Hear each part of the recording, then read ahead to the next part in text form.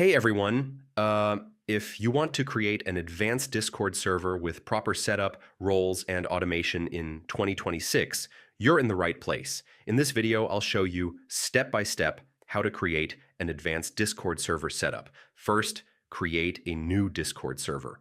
Choose a name, upload an icon, and set up your basic server details. Next, organize your channels properly. Create text channels like rules, announcements, and general chat. Now set up categories like info, community, and voice. This keeps your server clean and easy to navigate.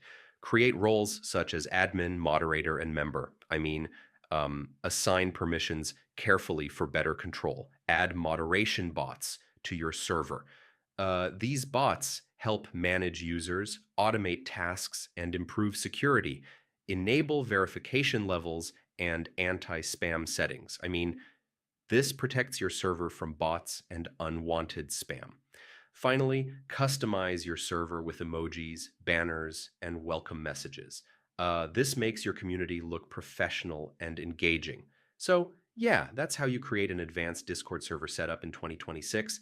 Follow each step carefully, and you can build a strong and organized community. And if this helped, don't forget to check out more Discord tutorials for fast and easy guides.